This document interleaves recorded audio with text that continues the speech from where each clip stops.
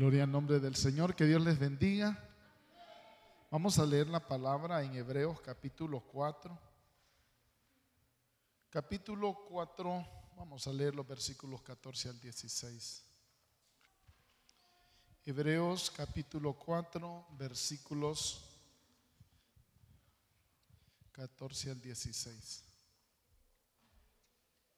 Y leemos la palabra para la gloria del Padre, del Hijo y del Espíritu Santo. Por tanto, teniendo un gran sumo sacerdote que traspasó los cielos, Jesús el Hijo de Dios, retengamos nuestra profesión.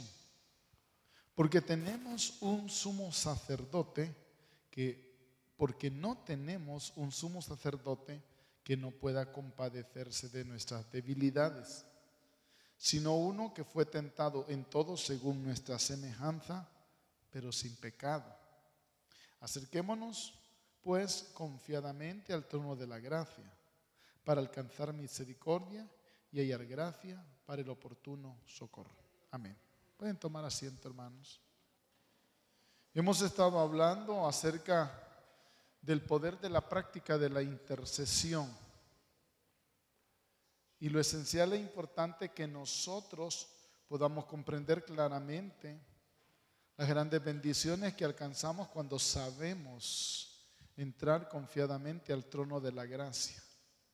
Cuando entendemos que tenemos la libertad para contemplar la hermosura del Señor, como dice el salmista, para inquirir en su santo templo. Lógicamente para nosotros, más allá de cuatro paredes, es ir a la misma presencia del Señor. E inquirir, como dice el salmista, es buscar, rebuscar, es dedicar tiempo para escudriñar. Y el apóstol Pablo nos dice que los pensamientos de Dios para nosotros son insondables, son inescrutables sus caminos.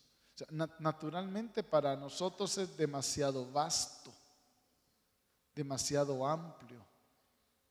Y por mucho que usted y yo podamos decir y proclamar que entendemos y comprendemos todos los misterios de Dios, en realidad, hermanos, hay tanto por conocer.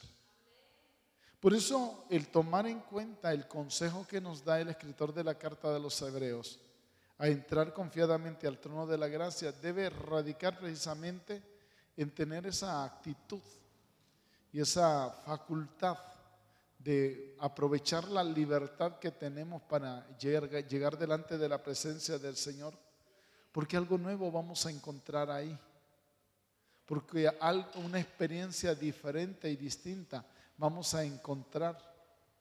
Quizá a veces podríamos utilizar algunas frases, ¿verdad? Un poquito ahí misteriosas para tratar como de incentivarnos, pero en realidad, hermanos, Dios tiene cada día cosas tan tremendas, hermosas para nosotros, y que es mucho más que simplemente el saber conceptos y el tener ideas, porque nos quedamos cortos ante todas las bendiciones que Dios tiene para nuestras vidas.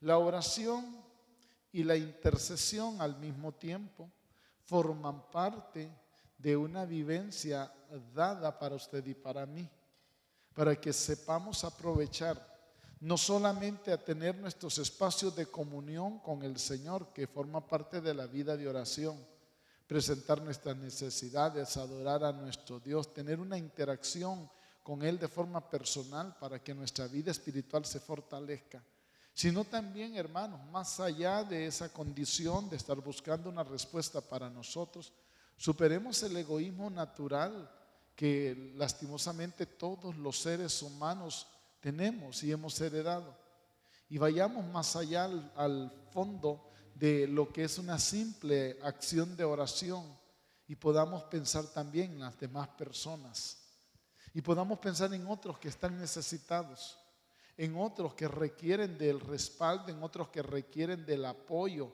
que usted y yo podemos darle a través de una vida de oración. Y es ahí, hermanos, donde entonces podemos cumplir a cabalidad el reclamo de Dios de aprovechar todo lo que Él tiene para nuestras vidas. Porque la oración no se queda, hermano, en el espacio del cual usted y yo aprovechamos a entrar delante de su presencia, sino que es más amplia, más abarcativa.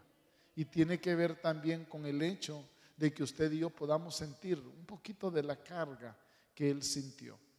En el capítulo número 16 del Evangelio de San Juan, nos encontramos a Jesús intercediendo. Y luego el capítulo 17 contiene lo que le llamamos la oración sacerdotal, donde Jesús empieza a clamar, a orar. Y hay una frasecita que en algún momento Él dice: yo no oro solo por los que están acá conmigo, sino por los que han de creer.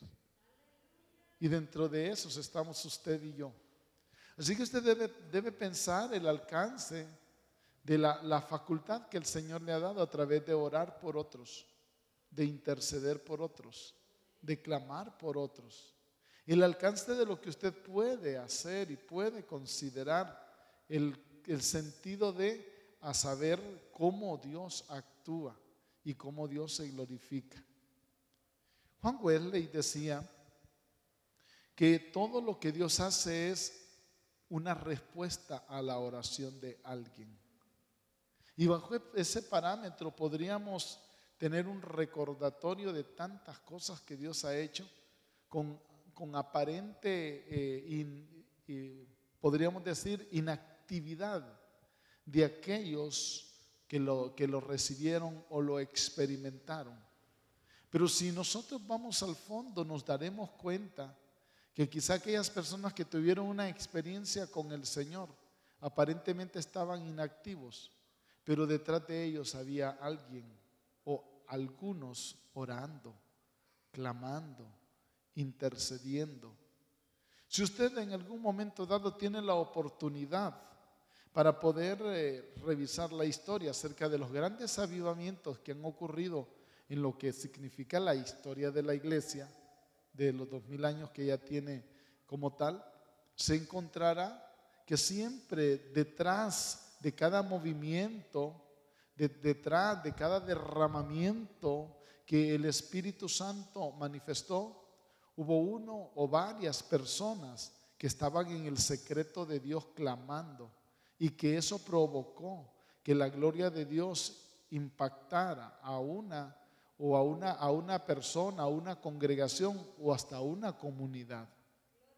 Y eso precisamente tiene que ver con el hecho del efecto que nosotros vemos cuando realmente clamamos y oramos delante de la presencia del Señor, creyendo que Él escucha, que Él oye. Y aún aquellas personas que aparentemente se encuentran insensibles, inestables, faltos de entendimiento en relación a la vida de Dios, de pronto la luz del Señor les ilumina y se despierta dentro de ellos un anhelo y un deseo de buscar la presencia del Señor.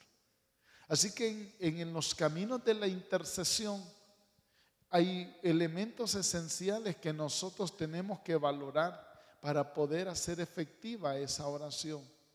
Y hemos estado ya por semanas hablando acerca de este principio esencial y elemental que tiene que ver con la vida de oración.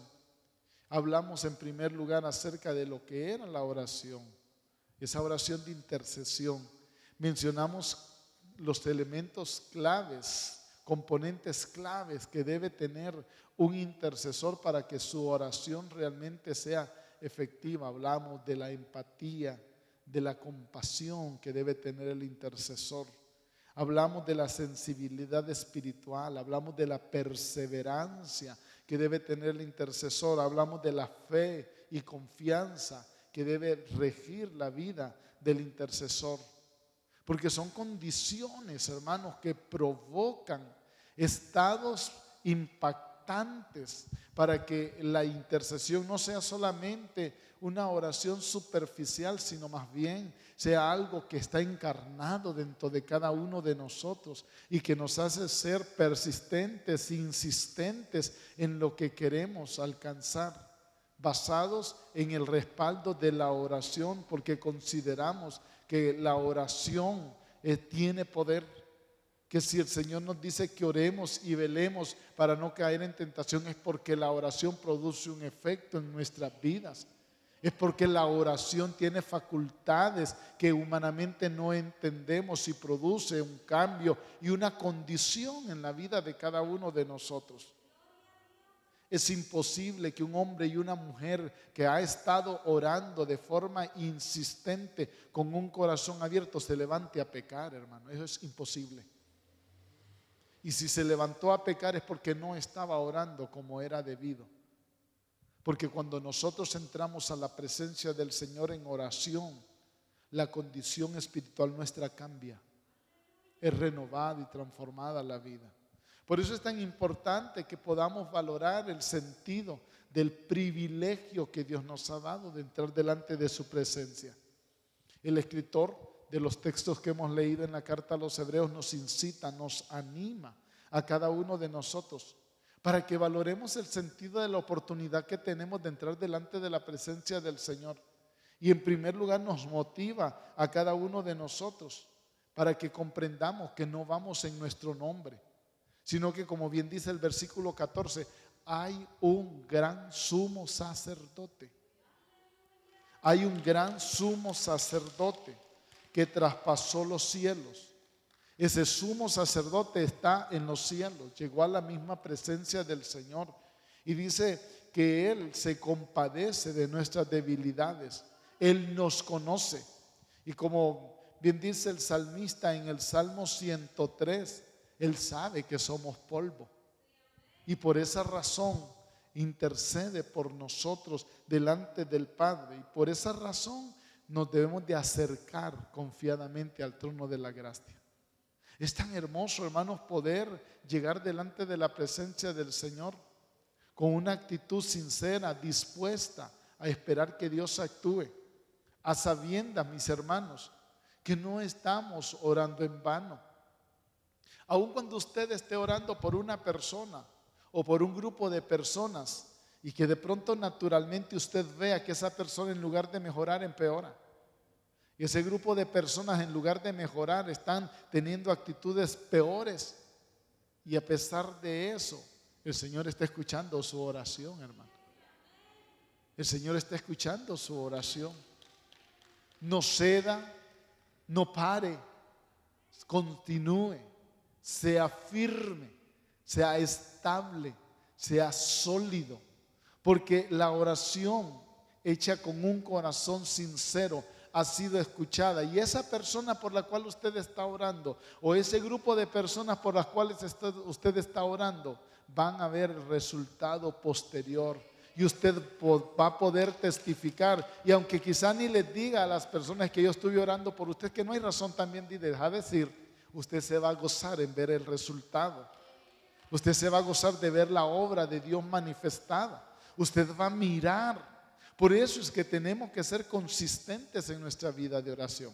Usted va a ver la libertad que va a ocasionarse producto de la oración que usted está haciendo. Usted va a mirar la sanidad. Usted va a ver la restauración que va a estarse provocando a causa de un clamor, de la intercesión que usted está llevando a cabo. Usted va a mirar cómo la unidad se va a fomentar en medio de aquellas personas por las cuales usted está clamando. Usted va a mirar cómo va a tener una influencia impactante el Señor en aquellas personas a causa de la oración. Usted va a mirar cómo su relación se hace más profunda y más íntima con el Señor. Vale la pena que nosotros, hermanos, entremos a la presencia del Señor y veamos el fruto de nuestro clamor y veamos el resultado de nuestra intercesión.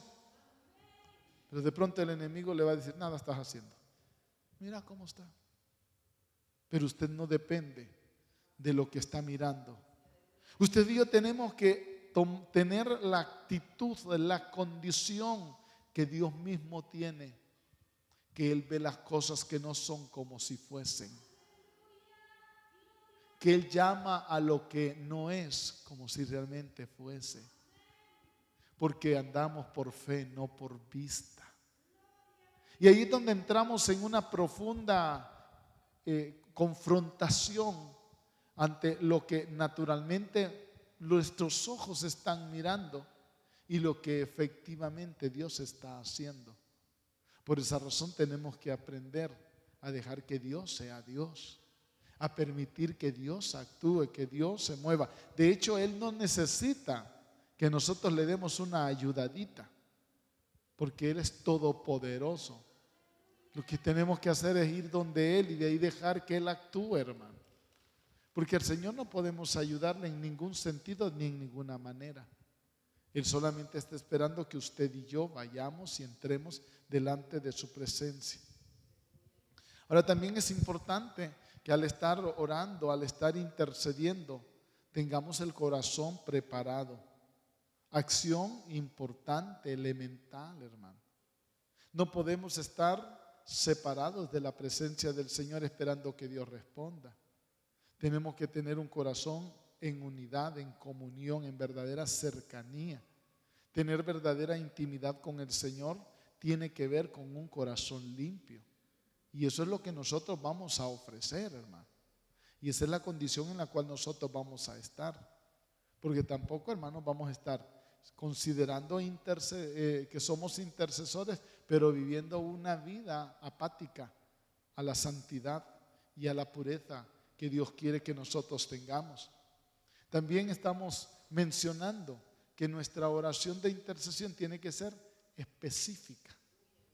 Que cuando lleguemos delante de la presencia del Señor le digamos con claridad por lo que estamos orando.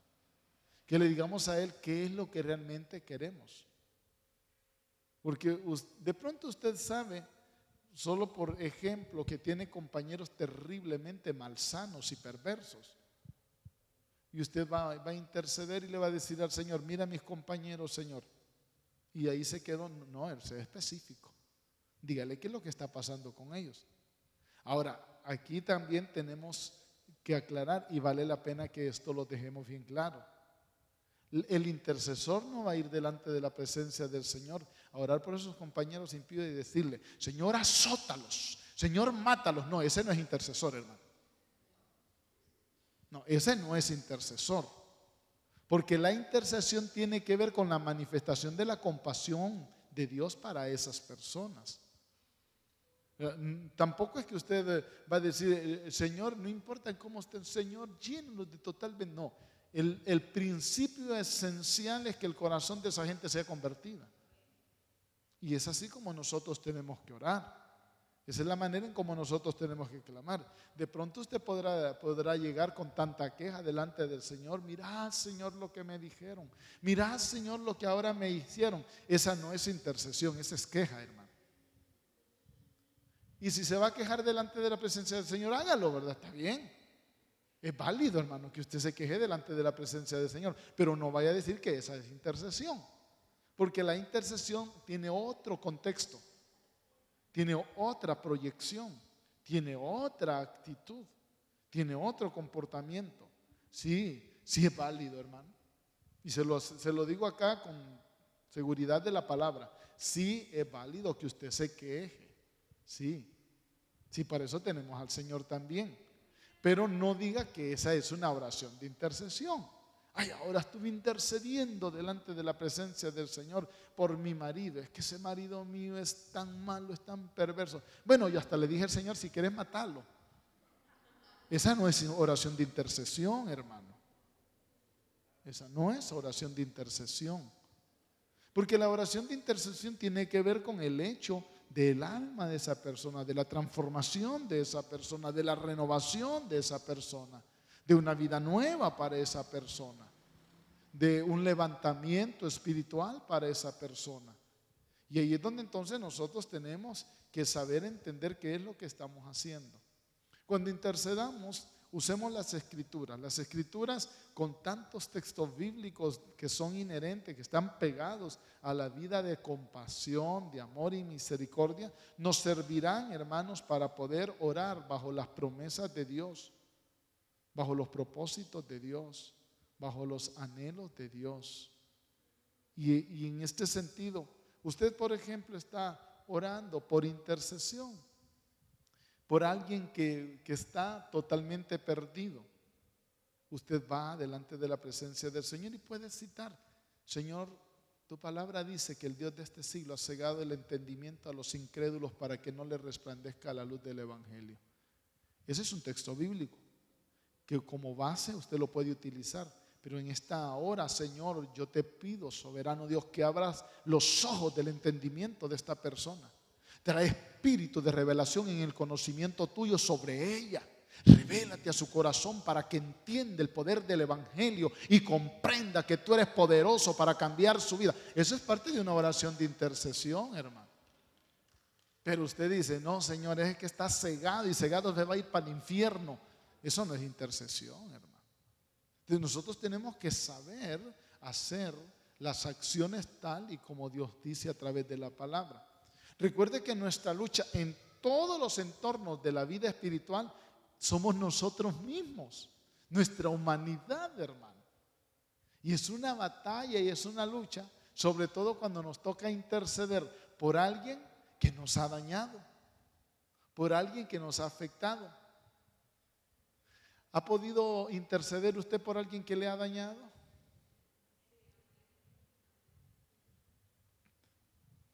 Y aunque allá en el corazón nuestro quisiéramos decirle otra cosa al Señor, ¿verdad? Clamamos por misericordia, ¿verdad? Pero no vaya a decir ahí en lo adentro de su corazón, si tu misericordia es matarlo, pues mátalo. No, hermano. Es que tenemos que tener claridad en el sentido de nuestra oración. Y cuando estamos intercediendo, mucho más todavía. También es importante que cuando estemos orando, y sobre todo en la vida de intercesión, porque es fácil entender nuestras necesidades, pero difícil es entender las necesidades ajenas. A veces no sabemos por qué una persona se está comportando de tal o cual manera. Y de pronto necesitamos la presencia del Espíritu Santo con su sabiduría para indicarnos cómo orar por esa persona. Porque una persona reacciona de una manera. Porque una persona reacciona de tal forma. De pronto usted quiere interceder por alguien que solo con un carácter irascible pasa, lleno de ira. Y que daña a todos los que están ahí. Usted quiere orar, dígale al Espíritu Santo por qué esa persona se comporta de esa manera. Y probablemente el Espíritu Santo va a traer revelación en su momento de oración y le va a decir, él ha sido dañado desde el vientre materno. Tiene marcas en su alma de daños y por eso tiene un carácter irascible, por eso todo le cae mal. Porque hay gente que es así, hermano. Aún más, hay gente que ni sabe por qué le caen mal las cosas. A veces dice, yo no sé por qué me cae mal la fulana esa, pero me cae mal. Pero de pronto hay daño dentro de su interior. Y eso nos tiene que llevar a nosotros a orar con misericordia. Porque uno sabe los antecedentes de las personas. No sabe cuánto ha sufrido, no sabe cuánto ha sido dañado, dañada. No sabe cuántos efectos en la vida natural ha tenido que le han marcado y tiene cicatrices en su alma que le afectan en su compostura y en su diario vivir. La oración de intercesión nos va a llevar a dejar al Espíritu Santo operar dentro de cada uno de nosotros de tal manera que el mismo Espíritu Santo, dice el apóstol Pablo, va a gemir por nosotros con gemidos indecibles. Pues cómo hemos de orar no sabemos, pero Él sí sabe. Entonces el intercesor tiene que aprender a dejar que el Espíritu Santo le guíe. ¿Cómo orar? ¿Cómo interceder? ¿Cómo presentar una necesidad delante de la presencia del Señor? Lo cual lógicamente el que conoce todas las cosas le va a traer una revelación a su espíritu y usted va a empezar a interceder y a clamar de forma correcta, de forma real por esa persona. También es importante, hermanos, y vamos a ir concluyendo con esto. Cuando estemos intercediendo y cuando usted tenga algunas necesidades que son específicas por las cuales usted hace eso, trate de documentar su vida de oración y las respuestas recibidas para que no esté repitiendo y dedicando intercesión a algo que ya no lo necesita. Si usted, por ejemplo, y sobre todo cuando hay intercesión comunitaria, que es grupal, han estado orando por alguna necesidad, intercediendo por una condición, por un estado de alguien, por salud física, por problema, por necesidades, trate de ser consecuente por lo que está orando y darse cuenta que hace un año la sanó a la señora y usted sigue un año después clamando: sana, Señor, ese problema que tiene en la matriz, Señor, tiempo esa matriz fue limpia y usted sigue con lo mismo. Por eso es bueno documentarnos cuando estemos orando, hermano. Llevar un diario de oración es fundamental y saber interactuar. Si una persona a usted le pide que ore por ella y le da una necesidad específica, interactúe con ella, consúltele cómo está la condición de salud, si es algún problema de salud, cómo está el problema en el hogar, si es algún problema del hogar. No porque usted quiera ser metido, sino porque está orando por eso y necesita. No sea que todo esté resuelto y usted siga pudiendo dedicar ese espacio para orar por otra persona o por otra necesidad que está por ahí. A veces, hermanos, somos insistentes en algo que en realidad no necesita la oración y que podríamos dedicar ese esfuerzo para poder interceder por otros. Y es importante también que tengamos esa interacción, porque la respuesta a la oración también, hermanos, será alentadora y va a fortalecer nuestra vida de oración. Ya hubo respuesta de parte de Dios. Qué bueno, Señor, que has oído la oración de tu pueblo. Y eso nos anima, hermano, a seguir clamando, a seguir intercediendo. Saber, como dice el salmista, que el Señor oye la oración de aquellos que le buscan y que con tremendas cosas Él le responde. Pero necesitamos hablar en el mismo lenguaje, porque nuestra vida de fe va a ser fortalecida cuando miremos cómo Dios está respondiendo. Y lógicamente eso nos va a ayudar a mantener una intercesión organizada. Y por último, hermanos, es fundamental y esencial que los intercesores aprendan a unirse en intercesión con otros. No tratemos de hacerlo solo.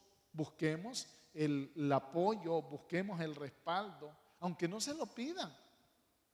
¿Por qué no va donde otra hermana? Mire que me han planteado este problema, ayúdeme también, acompáñeme a interceder. O un grupo de hermanos o un grupo de hermanas. Eso es fundamental, porque eso viene a potenciar el esfuerzo de oración. Ya no solo va a estar orando usted, sino que va a estar un grupo de oración en acción, intercediendo por una misma cosa. Y no es que eso presiona a Dios, porque a Dios nadie lo puede presionar. Millones pueden estar orando por una cosa y Dios por eso no se presiona. Pero es tan importante entender, hermanos, cuando Jesús nos dice: si dos se pusieren de acuerdo en pedir algo, el acuerdo es fundamental. Y en la intercesión, no lo digamos, hermano, es esencial que haya acuerdo. Imagine, por ejemplo, que varios estén orando por una misma petición, pero en distinta manera, hasta contrariando los puntos de oración, quizá por el mismo sentido, pero con distinto propósito. Tenemos que converger, hermano, en cómo nosotros estamos orando, y el poder tener comunión con los unos con los otros será fundamental para que nuestra vida de oración se potencie y podamos, a través del acuerdo, como Jesús recomendó, hacer que venga una respuesta de parte de Dios para nuestras vidas. A veces, hermanos, hemos descuidado esa hermosa bendición que Dios nos ha dado de orar por los unos por los otros, interceder los unos por los otros. Hemos perdido el sentido corporal, ese sentido corporativo que Dios quiere que tengamos. Y si hay algo donde es tan esencial que el sentido corporativo sea manifiesto, es en la oración, hermano. Por eso también yo le incito, le motivo y le animo. Si usted tiene algún problema, acérquese también a un hermano y dígale: ayúdeme a orar por este problema. Mire, yo le voy a ser muy honesto. Si no le va a decir al hermano por qué quiere que ore, entonces no lo comparta. Porque ya me ha pasado a mí que alguien me dijo, hermano, ayúdeme a orar. ¿Por qué, hermano? El Señor sabe, usted solo ayúdeme a orar. ¿Cómo? ¿Y qué le voy a decir al Señor, hermano? Porque ya me ha pasado, hermano. Hermano, ayúdeme a orar, que tengo una necesidad. ¿Por qué, hermano? El Señor sabe, usted solo ayúdeme a orar. ¿Y cómo quiere que le ayude a orar? Si yo no sé, yo no soy el Señor. Dice, el Señor sabe, pero yo no soy el Señor, hermano. Yo sí tengo que saber, a mí sí tienen que decirme. Si quiere que ore específicamente. Ahora, si le da pena decirlo, entonces mejor no lo comparto. Sencillamente. Sí, hágalo usted solo, hermano. Pero si queremos que alguien nos apoye y tener un tiempo real de intercesión, seamos específicos y abiertos para contar, hermano. Y si hay algo muy delicado, pues busque una persona de mucha confianza para usted. Si es algo que no quiere que tantas personas se den cuenta, pues busque una persona con la cual realmente tenga confianza. Pero si quiere apoyo, tenemos que ser específicos en lo que estamos orando. Como le digo, el enemigo de repente ha ganado ventaja en no permitirnos tener la libertad para poder orar y clamar como es debido. Por eso es sumamente importante, hermano, que la comprensión de cuerpo sea aplicada en medio de cada uno de nosotros. Y de esa manera podamos ver cómo la mano del Señor se mueve en favor de nosotros.